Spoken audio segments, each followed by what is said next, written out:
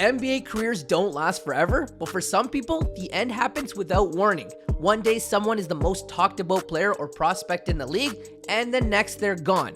Here are 9 guys who lit the world on fire one day, only to seemingly disappear the next. Before LaMelo Ball skipped college to hoop overseas, it was Brendan Jennings boldly going where no NBA prospect had gone before. Jennings was the guy coming out of high school. He was the Naismith Prep and Gatorade Player of the Year winner who averaged an astounding 63 points in his senior year and was considered the #1 prospect by multiple rankings. Given his incredible hype, he opted to take the non-traditional path to the NBA and capitalize on his earning potential. Jennings joined l'Automatica Roma of the Italian Serie A, earning a $1.65 million net income guaranteed contract and a $2 million Under Armour sponsorship while biding his time for the NBA. Jennings didn't exactly light the world on fire in Serie A, averaging just 6 points, 2 rebounds, 2 assists, and 2 steals in 27 games, but he was such a highly regarded prospect out of high school that he was still taken 10th overall by the Milwaukee Bucks the following year. Jennings quickly proved he was worth the wait, scoring 55 points in just his 7th NBA game, breaking Kareem Abdul-Jabbar's record in the process. Jennings started all 82 games his rookie year, helping guide the Bucks back to the playoffs for the first time in 4 seasons. Things were looking up in a big way. Between his rookie year in 2009-2010 and the 2014-2015 season, Jennings continued to be a bucket until he suffered a devastating Achilles injury. He admirably fought and clawed his way back, but he was never able to recapture his pre-injury form. Over the next 3 years, through 2018, he bounced around between the NBA, CBA, G League, and even the VTB United League, but hasn't played pro hoops since. After a legendary 4-year career at BYU and a unanimous NCAA Player of the Year award, Jimmer Fredette entered the NBA in 2011 to incredible hype. Fredette was drafted by the Bucks with the 10th overall pick, but was quickly dealt to the Kings in a 3-team deal that also included the Bobcats. Immediately, Jimmer Mania re-energized a down-on-their-luck Kings franchise as they showed out of their way for their new guy in a big way. Fredette's jersey sales increased the Kings' merchandise sales by a whopping 540%, as his jersey became one of the most sought-after items online in the Sacramento area. Fredette made his first NBA start in January 2012, and a month later scored a career-high 24 points against the Knicks in a gutsy overtime win. Fredette and the Kings were riding high. Unfortunately for both parties, that shining moment would end up being the pinnacle of Fredette's NBA career. The Kings bought Fredette out in early 2014, and he began hopping around to different NBA and D-League teams over the next few years before joining the Shanghai Sharks in 2016. While Fredette struggled in the NBA, he was elite playing abroad. In 3 years in the CBA, he was a 3-time All-Star, a league MVP, and even scored an astounding 75 points in a single game. It was enough to give him another crack at the NBA, which he got with a 6-game run in 2019 with the Phoenix Suns. But when the Suns declined to pick up his second-year option, Fredette continued his fruitful international career. First, he helped the top-tier Greek club Panathinaikos get to a league title in his lone year before returning to the Sharks for the 2020-2021 season. It may have not been the career everyone expected after such a promising college career, but no one could say Fredette didn't love the game and gave it his all. It's not often you make the NBA Hall of Fame after playing just 8 seasons, but Yao Ming was no ordinary guy. Ming was drafted first overall in the 2002 draft after a successful 5-year run with the Shanghai Sharks of the CBA and was every bit deserving of the first overall pick. Ming dominated on both ends of the court, averaging 19 points, 9 rebounds, and 2 blocks per game over his short but sensational career, making 8 All-Stars and 5 All-NBA teams along the way. For a guy whose career was ended by a series of injuries, Ming was remarkably durable to begin his NBA career, missing only 2 combined games through his first 3 years, but by year 4, everything began to change. Over the last 5 years of his career, Ming battled osteomyelitis, broken foot bones, a broken knee, several stress fractures, and endured multiple foot surgeries just so he could keep playing the game he loved. But eventually, Ming had to call it quits, and he hung up his jersey in the summer of 2011. Unlike a lot of the other names on the list, Ming lived up to his hype and potential and then some, but it's a painful reminder of how one's health can massively alter your career. One minute, Ming was a face of the league and one of their most popular and dominant players, and the next, he was gone. After a breakout sophomore year at Syracuse, Michael Carter-Williams was taken 11th overall in the 2013 NBA draft by the 76ers as part of their first iteration of the process. The Sixers had just shipped out a newly crowned All-Star Drew Holiday to the Pelicans, and Michael Carter-Williams was brought in to be the point guard of the future. While the holiday trade was rightly criticized, it seemed like they had got their guy in Carter Williams. In his very first NBA game, Carter Williams dropped an insane 22 points, 12 assists, 7 rebounds, and a rookie debut record 9 steals in a win against the defending champion Miami Heat. Carter Williams averaged 17 points, 6 rebounds, and 6 assists per game en route to winning a Rookie of the Year award, and became just one of 3 NBA rookies to average 16, 6, and 6 alongside all-time greats Magic Johnson and Oscar Robertson. Pretty good company to be in, if you ask me.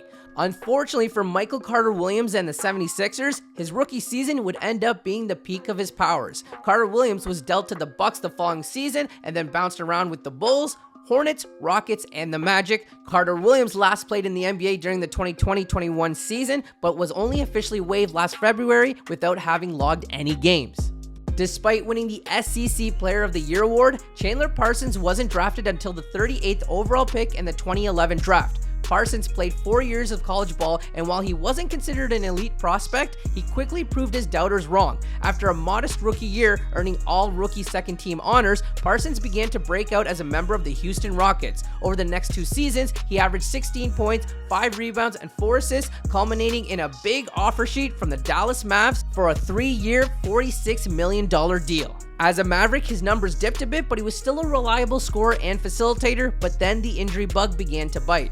Parsons was actually recovering from surgery when he opted out of the final year of his contract and signed a massive $94 million deal with the Memphis Grizzlies. Sadly, his injury situation only worsened, but after just 85 games in Memphis, he was traded to the Hawks. Parsons logged 5 games in Atlanta as his career was once again cut short, this time because he was hit by a drunk driver. Parsons wound up getting waived by the Hawks and never signed with another basketball team. 2 years later, at 33 years old, Parsons officially announced his retirement from the NBA. It was clear from an early age that Evan Turner was destined for the NBA, and by the time he was a junior in high school, major D1 offers began rolling in. Those offers were well earned as he followed up the year with an impressive senior campaign which ranked him as the number 7, number 13, and number 16 small forward in the nation by ESPN, Rivals.com, and Scout.com respectively. Ultimately, Turner opted to play for The Ohio State University and had a prolific career highlighted by a particularly monster junior year. Turner averaged a staggering 20 points, 9 rebounds, and 6 assists per game and won just about every major individual award you can get, including the Wooden, Naismith, Robertson, Fox Sports, NABC, TSN, and AP Player of the Year awards. Naturally, with his draft stock at an all-time high, the projected top 3 pick declared for the draft and was taken 2nd overall by the 76ers. Evan Turner had a solid 10-year career in the NBA but was never able to quite capture the scoring heights of his final college season. Turner had a good few years in Philadelphia, including what looked like his breakout moment against Miami in the playoffs, where Turner led the 76ers to their lone series win by dropping 17 points and 6 rebounds on 50% shooting while putting the clamps on D. Wade. Turner went on to make pit stops in Indiana and Boston before landing a massive $70 million bag from Portland in the summer of 2016. Unfortunately, the writing was on the wall for his career when he failed to beat out Maurice Harkless for the starting small forward job, and by 2020, he had retired from the league without much fanfare. Michael Kidd-Gilchrist was one hell of an NBA prospect. Not only was he the number 3 player in the nation by ESPN and Rivals.com, he was also 2011's Mr. Basketball USA. With that kind of pedigree, MKG opted to play his college ball with the best of the best, which in this year meant the Kentucky Wildcats. Alongside Anthony Davis, the duo terrorized the NCAA, bringing a title home to Kentucky for the first time since 1998. Naturally, when the NBA draft came around, these champions were the 2 picks selected off the board, even though their draft class also featured the likes of Dame Lillard and Bradley Beal. Kidd-Gilchrist put up a very solid rookie season, highlighted by becoming only the 2nd under-20 NBA player to record 2 games of 25 points and 12 rebounds. Unfortunately for Kidd-Gilchrist, the injury bug started biting early, and he only played 124 games across the next 3 seasons. By the time he got healthier, his numbers started to decline, and by 2020, he had played his last NBA game.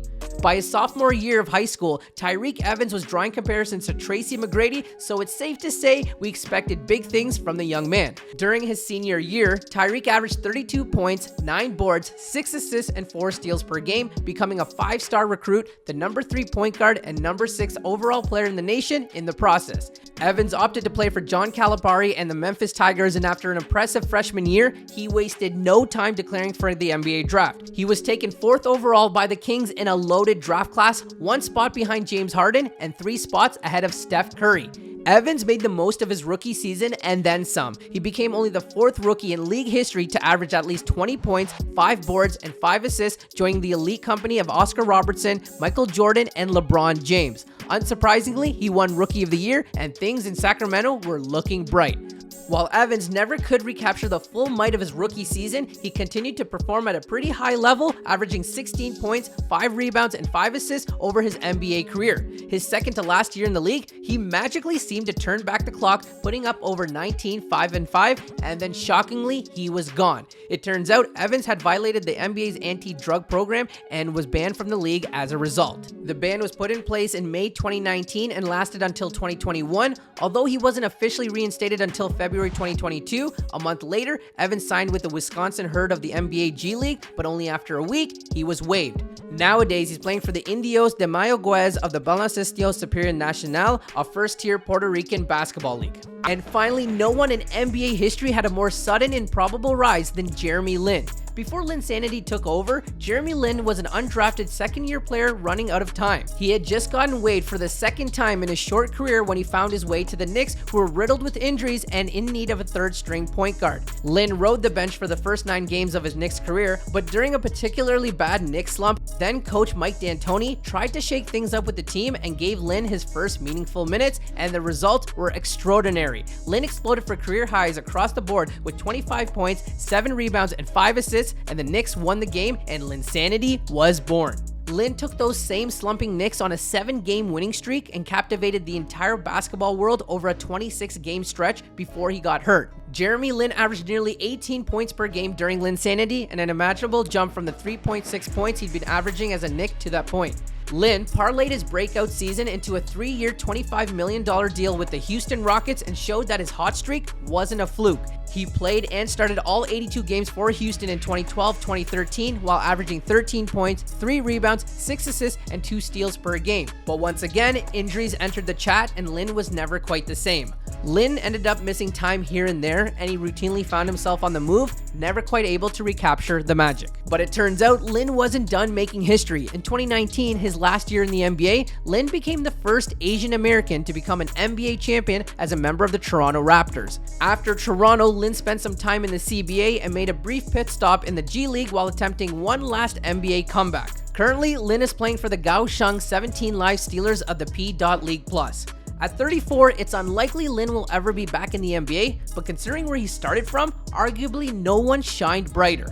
There are no guarantees in the NBA. It's incredibly unfair that someone can be so good for so long and seemingly out of a job the next day. But that's the reality of pro sports. It's also a good reminder to appreciate the men and women who give it their all playing the sport that we love, because you never know when it's over. Thanks for watching. Of course, be sure to drop a like and subscribe if you're new. We're currently dropping 2 videos a week that you're not going to want to miss out on. But right now, only about 1% of our audience is currently subscribed. So hit that subscribe button and ring the notification bell to stay up to date on all things basketball.